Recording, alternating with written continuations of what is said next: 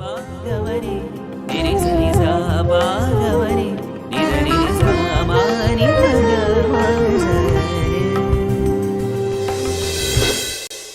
the outset, I would like to offer my humble pranams at the lotus feet of our most beloved Bhagwan. Loving Sai Ram and greetings to all of you who are listening. Last time, I came up to the point where Indrajit, making himself invisible, began to rain arrows on Rama and Lakshmana, eventually trapping them in a grill built up from arrows. Thereafter, taunting Rama and Lakshmana, Indrajit, who continued to remain invisible, now began to employ powerful astras. Rama and Lakshmana both had the capacity to attack an unseen enemy based purely on the voice of the adversary. However, bound as they both were by a moral code that laid down the rules of warfare, they refused to take advantage of the skill and continued to fight as if they did not know where Indrajit was. Taking full advantage of the self-restraint of the divine brothers, Indrajit now began inflicting serious wounds on Rama and Lakshmana by employing a range of even more powerful astras. Eventually, using a special astra, Indrajit not only felled the two brothers, but also managed to trap them in a cage of arrows, where each arrow had the power of a deadly snake. Sometimes this is referred to as Nagapasam. Stunned by this unexpected development, the Vanaras gathered around Rama and Lakshmana, from outside the cage of course, and watched helplessly. So did Sugriva, Angada, Hanuman, Neela and all the rest of them, as also Vibhishna. While none of the Vanaras could locate Indrajit, who had rendered himself invisible, using his special powers, Vibhishna was able to see Indrajit bragging to the Rakshasa crowd that he had actually killed Rama and Lakshmana. Proceeding then swiftly to Ravana's presence, Indrajit declared with great glee that Rama and Lakshmana had been eliminated. Believing that this was indeed true, Ravana heaved a huge sigh of relief and was filled with joy. However, the truth was that Rama and Lakshmana had merely lost consciousness. Gently mentioning this to Sugriva, Vibhishna cheered up the Vanara king and his associates by saying that what had happened was only a temporary setback and that such reverses of fortune were common in war. The important thing to remember was that Rama was invincible. Victory would be ultimately theirs, no matter what Indrajit or Ravana might believe. Meanwhile, a deluded Ravana summoned Trijata, who was supposed to guard Sita, and said to her, "Go and tell Sita that Indrajit has killed Rama and Lakshmana. Take her then in the flying chariot Pushpakam to the battle scene and show her the dead bodies from the air. After that, you should return to Ashokavana and wait. Once Sita knows that Rama is dead, she would submit to me." As commanded by Ravana, Sita was flown to the battle scene, and from the air she could see Rama and Lakshmana lying motionless on the ground. Wailing and weeping, Sita wondered how this could be true. Trijata comforted her and said, "O godly lady, there is an important secret I must share with you. Truly speaking, your husband is alive." "How do I know?" "I know because this chariot Pushpakam would not fly carrying a widow. Be assured therefore that Rama and Lakshmana would soon resume the battle. Ultimately, Rama has to be victorious. Please have that faith and patience. It's all a question of time." Hearing this assurance, Sita wiped her tears and whispered, "May it be so, and soon." Back in the battlefield, Rama, still confined within a cage of snakes, regained consciousness, and seeing Lakshmana lying covered in blood, began to lament. "Oh, my dearest brother, I cannot bear to see you like this. In this world, it is possible to find another consort like Sita, but can I ever find a brother like you? I shudder to think of the prospect of returning to Ayodhya without you, for how would I ever be able to face Mother Sumitra without you? Normally it is you, Lakshmana, who console me when I feel distressed.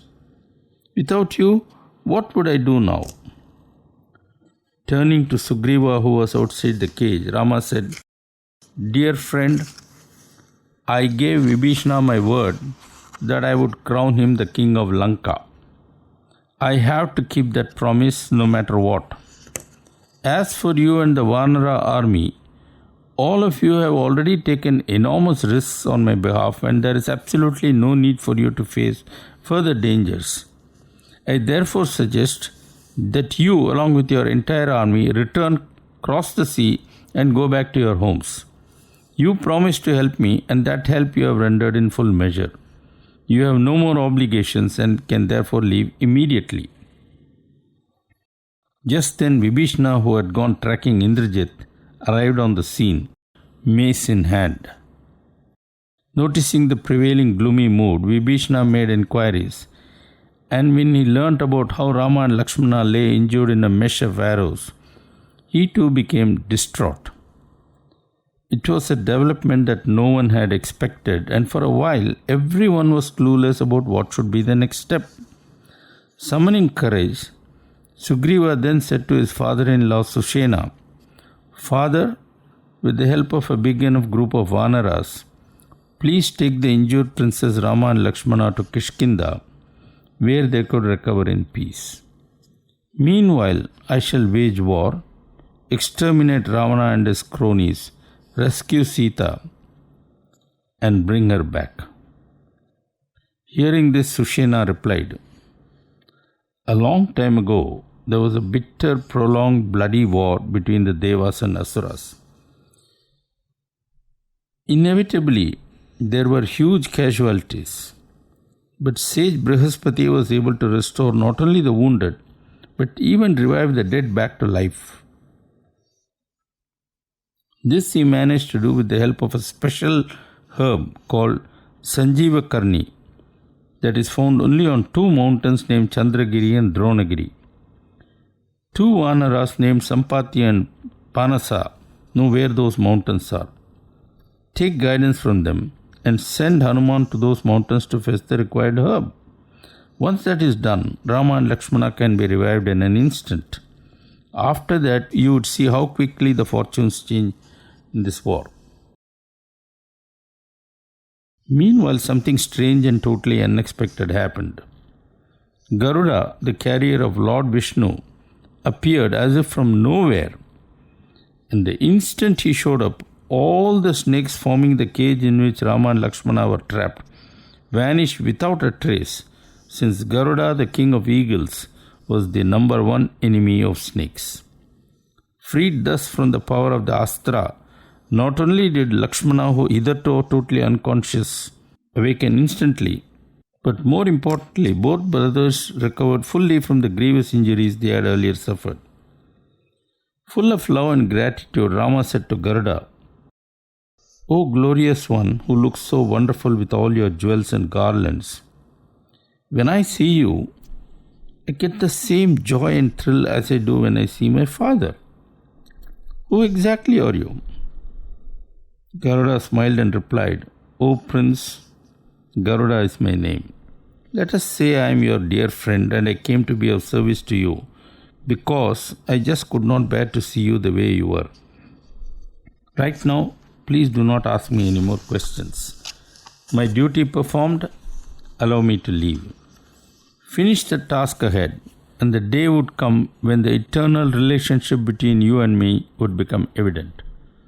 So saying, Garuda respectfully took his leave and flew away, even as the entire army of Vanaras became charged once more with fiery spirit and tremendous enthusiasm to take on Ravana and his coterie. Following the revival of Rama and Lakshmana, The Vanaras roared so loudly and fiercely with joy and confidence that their shouting was heard even in Lanka. Ravana too did not miss the war cry and now began to worry. Had Rama and Lakshmana been freed from the powerful bond with which Indrajit had tied them up? Wanting to be sure, he immediately ordered an investigation. When the report came that Rama and Lakshmana had indeed broken free from the fetters with which Indrajit had earlier bound them, Ravana realized that it would have to be war once more. He then issued fresh orders for mobilization, and soon the two armies were on collision course again.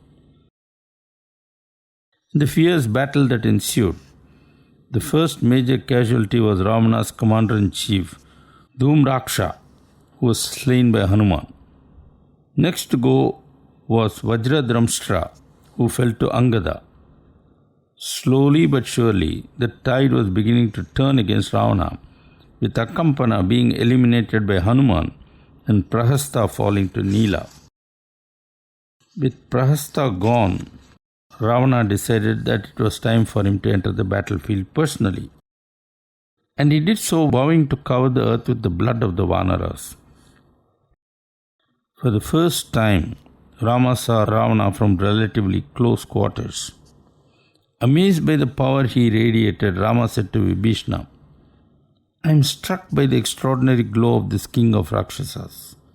He is obviously mighty, but having come within my sight, I now have a chance to vent my wrath, born of Sita's abduction." Quickly swinging into action, Ravana, in a frightening display of his prowess, began to tear through the Vanara forces, exactly as he had sworn to. This naturally enraged Sugriva, who hurled at Ravana a rock of mountainous proportions. The latter, however, shattered the rock into smithereens merely by shooting an arrow. Such was his power. In the battle that followed, Sugriva was injured and temporarily put out of action. Hanuman now decided to take on Ravana, and after pouring contempt over him, attacked him with bare hands, sending the Rakshasa reeling. Recovering his breath, Ravana complimented Hanuman as a worthy enemy, to which Hanuman haughtily replied, "O evil monster, don't brag, but fight."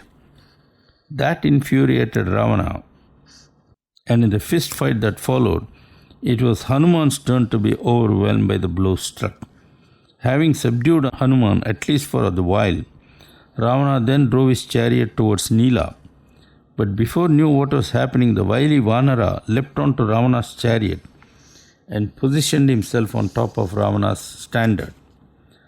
Rama, Lakshmana and Hanuman were wonderstruck to see Nila right on top of the enemy's chariot and applauded him. Provoked and enraged, Ravana now had to turn his attention to Nila, and with some effort struck him to the ground. That triggered Lakshmana's intervention, and in the battle that ensued, Ravana brought down Lakshmana by using a most powerful astra he had received from none other than Brahma himself.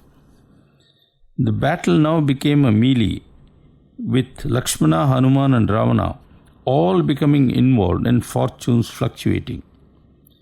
After a while, Hanuman approached Rama and prayed that it was time for him to take on Ravana. Rama instantly agreed and, climbing on Hanuman's back, confronted Ravana. In the fight that ensued, Ravana managed to wound Hanuman, which aroused Rama as never before. The ferocity of the onslaught that Rama then unleashed was something that Ravana had never experienced in his life. And sure enough, he soon became utterly exhausted and totally helpless. Not willing to kill an adversary who was helpless, Rama said to Ravana, "I have to admit that you have given us a tough battle today, causing heavy casualties to our side. For that, you deserve to be crushed and killed. However, right now you are tired and exhausted. It is not in my nature to secure victories by exploiting such circumstances. Go back now, rest this night, and come back tomorrow refreshed, when we shall resume our battle on equal terms." head bent down in shame, an exhausted and chastened Ravana returned rather meekly to Lanka, getting his first ever taste of humiliation in a battlefield. Summoning the warriors who were still left, Ravana, after reflecting on the losses suffered, said, "It looks as if the warnings given to me a long time ago are beginning to acquire some meaning after all. Brahma warned me that my end would come on account of a human. That appears to be coming true. Many women whom I forcibly violated curse me, saying that my end would come on account of a woman. That too seems to be coming true. Anyway, it is too late to cry over spilt milk. We have to look ahead and consider how best to save the situation Lanka is facing. The time has come to wake up my mighty younger brother Kumbhakarna. As you know, for a variety of reasons he sleeps for extended periods, lasting even 9 or 10 months. But when he is awake, he is a fearsome warrior with few equals. I need his help immediately, and so all steps must be taken to wake him at once and prepare him for battle." Now Kumbhakarna was truly a most unusual Rakshasa. Endowed with a huge body of gigantic proportions, he was, when awake, a powerhouse of energy. But when he slept, it was almost impossible to awaken him, and the normal manner in which ordinary people are woken up simply did not work in his case. Thus, the servants charged with the task of awakening this slumbering giant used most unusual methods, such as striking him with mace, blowing hundreds of horns right close to his ear, beating hundreds of drums, and even having horses tread on him. All this was by no means easy, since when Kumbhakarna breathed out, the air came from his nostrils with the force of fierce gusts seen only during cyclones. Eventually the giant stirred and began to move, letting out huge yawns and pulling himself up slowly. He sat on his bed and looked around, eyes red and obviously quite angry about being disturbed. Kumbhakarna appeared as if he was ready to crush all those who had dared to wake him up. Anticipating Kumbhakarna's foul mood, Ravana's servants had kept plenty of food and wine ready, seeing which Kumbhakarna began to devour all the food and drink available like a starving beast.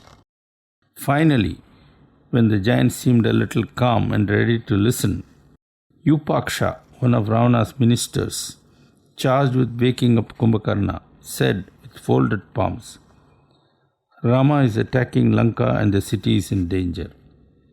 The onslaught mounted by the enemy is unstoppable, and even Ravana had to retreat in shame. Sir, we need your help. That's all I can say at the moment." Reacting violently, Kumbhakarna said, "Lead me straight to the enemy's armies. I shall finish them off in an instant, after which I shall take care of Rama and Lakshmana. Only then would I go and see Ravana." Responding to this, Mahodara, a senior associate of Ravana, said softly, "O mighty one, there are certainly no limits to what you can do. But don't you think you should first meet Ravana and take his counsel about the enemy's strength and weakness before you plunge into battle?" Seeing merit in the suggestion, Kumbhakarna agreed to meet Ravana first and slowly marched to Ravana's place, even as the earth shook beneath his huge feet while he strode forward. As Kumbhakarna approached Ravana's palace, the Vanaras who were engaged in battle in the neighborhood saw this giant moving forward ominously. Having never before seen such a monster, they scattered in sheer fright. Noticing this sudden flight of Vanaras, Rama wondered what the reason was, and turning round he saw Kumbhakarna. For a moment Rama too was stunned and asked Vibhishna who this mountainous Rakshasa was. Vibhishna replied, "Rama, this Rakshasa is truly a phenomenon. He is the son of the well-known sage Vishrava. Kumbhakarna is his name, and he is the younger brother of Ravana. Enormous is his might, and there is hardly anyone whom he has not vanquished. Of course, much of his might and power are the results of boons granted earlier. A long time ago, when Kumbhakarna was constantly on the destructive rampage, the Devas made a collective appeal to Brahma, the creator. Brahma then summoned all the Rakshasas, asking them to bring Kumbhakarna also. When Kumbhakarna appeared before Brahma, the creator said to him, "Child, are you aware that you are directly descended from me? Your grandfather Pulasti was one of my sons, whom I willed into existence. It is therefore not becoming of you to be so destructive. However, since violence and destruction have almost become second nature to you, I declare that from this day onwards, you would be in eternal slumber. You would not be dead, but in deep sleep." Hearing this, Ravana, who was present, made a prayerful submission to Brahma. He said, "O great creator, how could you so curse one who is descended from you? Since your words can never become false, sleep he must. However, please can you modify your curse so that Kumbhakarna has some waking periods too in the midst of his sleep?" Responding to this, Brahma said, "I agree to your suggestion. According to my revised decision, your brother shall sleep for extended spells at a stretch, and when he wakes up, he shall remain awake for just one day." Vibhishana continued, "Rama, having recognized that he is after all vulnerable, Ravana has arranged for Kumbhakarna to be awakened so that he might be present to the attack. Apprised of the story of Kumbhakarna, Rama then gave instructions so that his army would be in full readiness when a fresh attack was launched by the enemy, spearheaded by the dreaded brother of Ravana. While all this was going on, Kumbhakarna made his way to the presence of Ravana, though still tottering with sleep and intoxication. Bowing to Ravana, he asked, "What is it you want of me? Are you in trouble, and if so, do you need any help?" Ravana replied, "Yes, dear brother, I do need help, and desperately. While you are in slumber, Rama, the son of Dasratha, has managed to cross the ocean with a huge army of Vanaras. The enemy is now at our doorstep and tearing our forces apart. The hour has come when you have to step in, for you alone can, with your fiery spirit, scatter the enemy forces, even as the mighty wind scatters the clouds." Hearing Ravana's plea, Kumbhakarna laughed and said, "Do you remember the advice I gave you when you sought counsel earlier from your friends and supporters, including Vibhishana and myself? The rules of statecraft state that if one's strength matches that of the enemy, then one must explore the path of conciliation and make peace. If one is not as strong as the adversary, one tries to avoid war through appropriate concessions. And finally, one attacks only when one has superior strength. When Vibhishana and I advised you earlier, both of us were guided by these age-old criteria. However, driven purely by ego and egged on by psychopaths, you chose the wrong path. What happened thereafter is the direct result of your failure to apply proper discrimination while receiving advice." Kumbhakarna then added, "Brother, the advice I gave you was based on my love for you. However, the past is past and there is no use crying over spilt milk. You have to look ahead. Keeping that in mind, I shall enter battle forthwith and pulverize the enemy forces. Meanwhile, shed your anxieties and relax." The moment Kumbhakarna finished, the Rakshasa Mahodara got up to say that Kumbhakarna's remarks were insolent and uncalled for. Pursuit of sensual pleasure was an accepted part of the code of the Rakshasas, and therefore there was nothing wrong in Ravana aspiring to have Sita. In fact, he, Mahodara, had a wonderful trick through which Sita could be won right away, even before the war ended. Mahodara then outlined his scheme, and even as he was waiting for Ravana to react, Kumbhakarna responded angrily, "It is cowards like you who regularly bring ruin to kings. Unable to fight squarely in the battlefield and lacking in valor, you people curry favor with the monarch via flattery and unworkable schemes that eventually bring ruin to all, including the subjects of the kingdom. Enough of this nonsense. I am leaving right now. Hearing this, Ravana felt cheered up somewhat and confirmed that Mahodara was in fact afraid of war. He then wished his younger brother well, after which Kumbhakarna strode out looking fierce and ready to destroy anything that came his way. However, there were ominous signs that seemed to indicate that things might go wrong for this much feared brother of Ravana. I think I shall stop here for today, but not before thanking all of you for tuning in and listening to this most elevating story of Lord Rama. I wish you all the best and hope you would join me again next week for the next episode in this series. I now take leave of you after offering this talk at the lotus feet of Swami. Jai Sai.